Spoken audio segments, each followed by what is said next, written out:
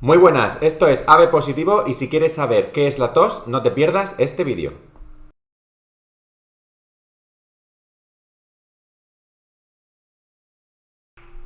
Y como siempre, comenzamos definiendo.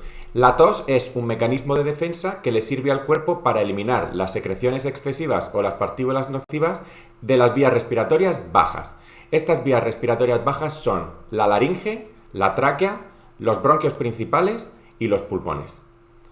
Su mecanismo no puede ser más sencillo. Se trata de crear una corriente de aire lo suficientemente fuerte como para arrastrar fuera del aparato respiratorio todo el material que se quiera expulsar.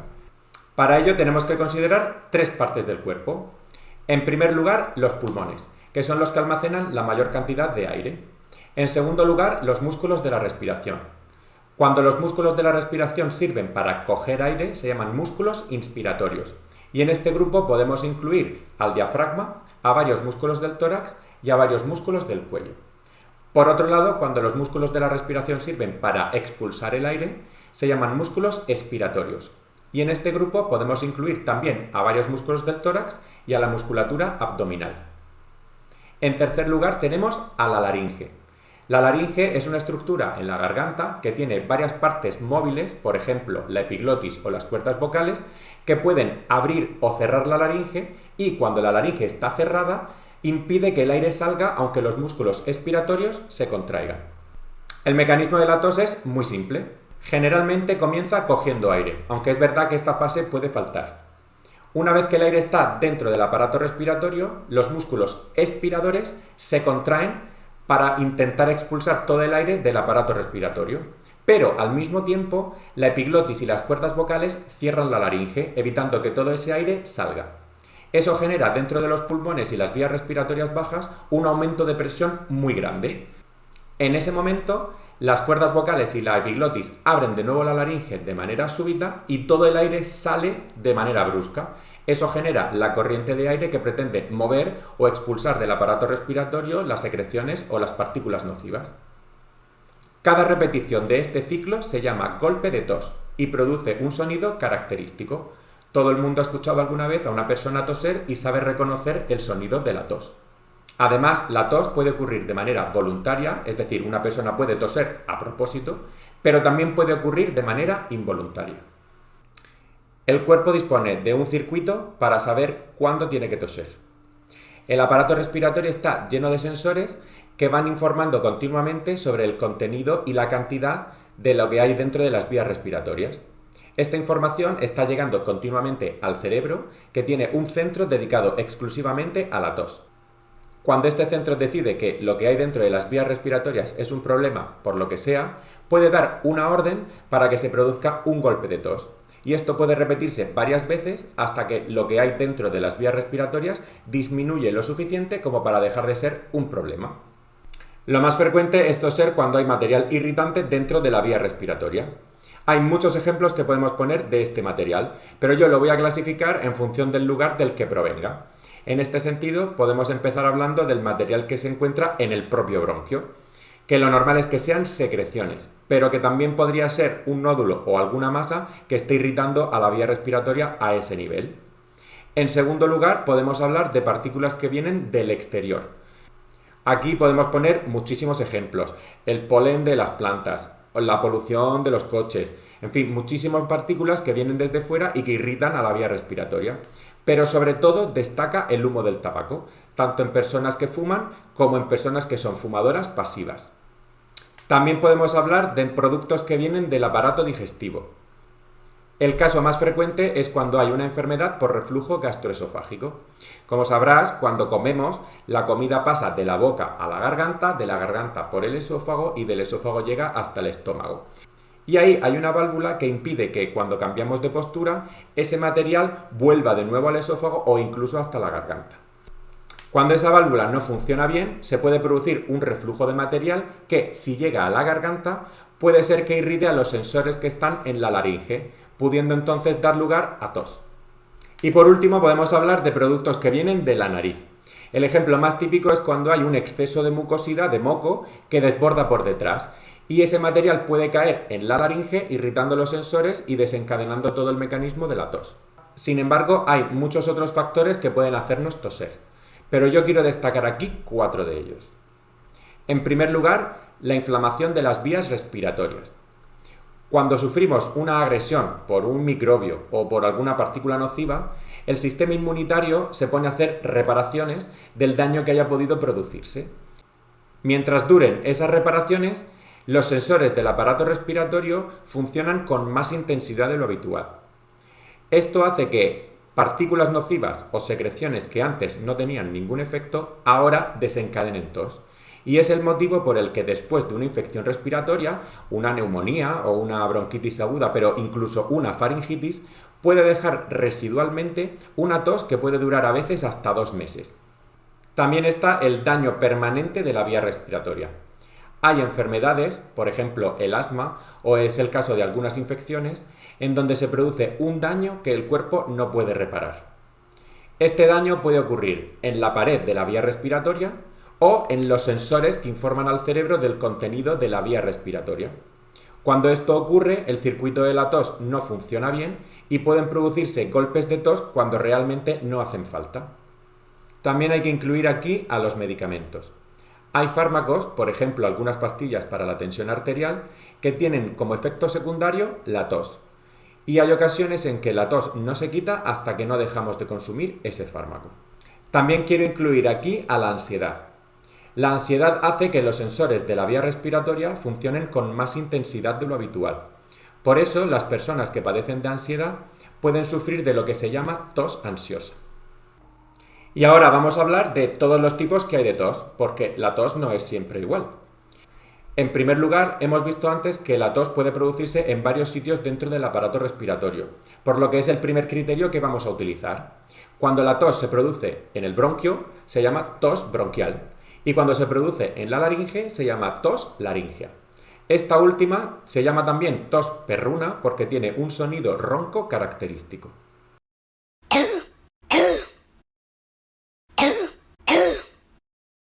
Por otro lado, la tos pretende mover el material que está dentro de la vía respiratoria, pero no siempre lo consigue. La tos que mueve material se llama tos húmeda y normalmente está producida por un exceso de secreciones o de moco.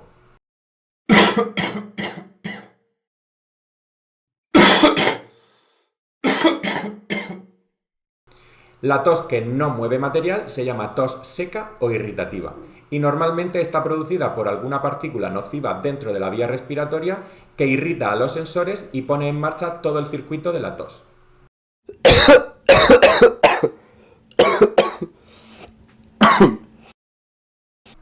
También podemos clasificar a la tos en función de si consigue expulsar secreciones o no.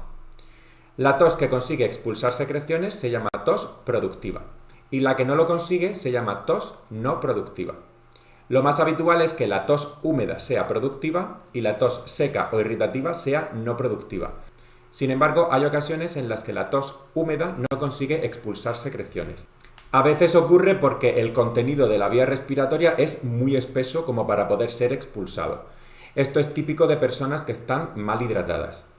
Pero también puede ocurrir cuando no existe fuerza suficiente como para que la tos expulse el material. Esto hay algunas enfermedades que lo pueden producir, pero es típico de personas mayores con debilidad. De otra parte, todos los aparatos respiratorios, todos los pulmones producen aunque sea un mínimo de secreciones. Por lo tanto, una tos, aunque sea seca, si es lo suficientemente intensa o lo suficientemente duradera, puede llegar a expulsar este material normal y por lo tanto ser productiva. Y por último, vamos a clasificar a la tos en función de cuánto dure. En este sentido, hablamos de tos aguda cuando consideramos que dura poco, tos crónica cuando consideramos que dura mucho y algunas veces podemos hablar de tos subaguda para una situación intermedia. He encontrado muchas clasificaciones para la tos según su duración, pero yo las he simplificado de la siguiente manera. En menores de 14 años hablamos de tos aguda cuando dura menos de 3 semanas y de tos crónica cuando dura más de 3 semanas. Y en mayores de 14 años hablamos de tos aguda cuando dura menos de 3 semanas, tos subaguda cuando dura más de 3 semanas pero menos de 8 y tos crónica cuando dura más de 8 semanas. Aunque la tos puede aparecer sola, de manera aislada, lo más habitual es que se acompañe de otras cosas que en conjunto nos pueden dar pistas sobre dónde está el problema. Vamos a comentar algunas de ellas.